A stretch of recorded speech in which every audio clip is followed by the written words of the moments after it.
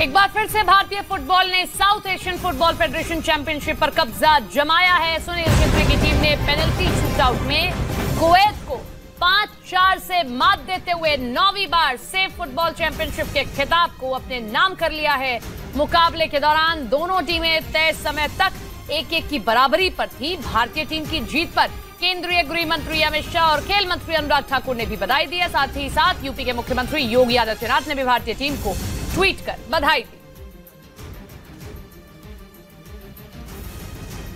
MP के सीधी जिले के वायरल वीडियो पर मध्य प्रदेश के मुख्यमंत्री शिवराज सिंह चौहान एक्शन में उन्होंने आरोपी पर एनएसए लगाने के आदेश दे दिए।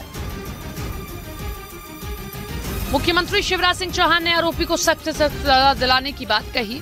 कठोरतम सजा दी जाए, कड़ी से कड़ी कार्रवाई की जाए, ऐसी कार्रवाई जो उदाहरण बने। आरोपी पर SC/ST एक्ट और NSA के तहत मामला दर्ज किया गया है। IPC की 294/504 SC/ST एक्ट की जो 305 की होती है वो लगी। पुलिस की टीम ने मुख्य आरोपी को पकड़ लिया है। सीधी जिले में आदिवासी शख्स पर पेशाब करने के मामले की हर कोई निंदा कर रहा है। इंसानियत को शर्मसार करने वाली इस घटना से मुख्यमंत्री शिवराज सिंह चौहान भी निराश है। मुख्यमंत्री शिवराज सिंह चौहान ने कहा कि आरोपी ने मानवता को कलंकित किया है। मानवता को उसने कलंकित किया है, घोर अमानवीय कृत्य किया है।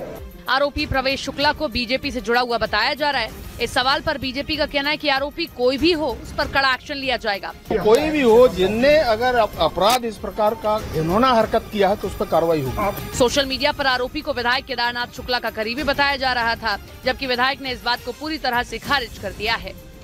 बागेश्वर धाम से पंडित धीरेन्द्र शास्त्री के जन्मदिन पर उनके भक्तों ने जमकर नोटों की बारिश की। बताया गया कि छतरपुर के बागेश्वर धाम में एक कार्यक्रम का आयोजन किया गया था, जिसमें उनके भक्तों ने जमकर नोट उड़ाए, जिसका वीडियो भी सामने आया, जिसमें एक तरफ बागेश्वर धाम के पंडित धीरेन्द्र शास्त्री बैठे दिखाई दिए और उनके भक्त नोट उड़ाते दिखे। बताया गया कि एक दिन पहले धीरेन्द्र शास्त्री का जन्मदिन था, जिसके लिए छतरपुर के बागेश्वर धाम में भजन का कार्यक्रम आयोजित किया गया था। इसी कार्यक्रम में उनके भक्त मंच से रुपए उड़ाते दिखे।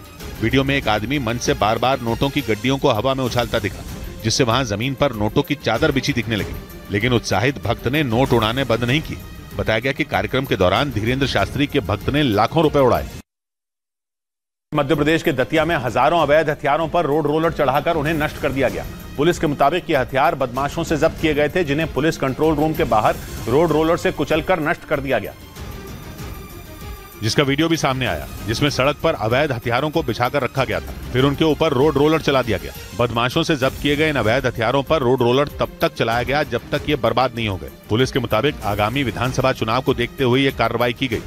करीब 1300 विभिन्न तरह के आर्म्स और एम्यूनेशन को आज कंट्रोल रूम में माननीय न्यायालय की अनुमति के साथ नष्टीकरण किया गया। दतिया में बदमाशों के जिन अवैध हथियारों को नष्ट किया गया वो साल 2005 से 2019 के दौरान अलग अलग थानों में जब्त किए गए थे।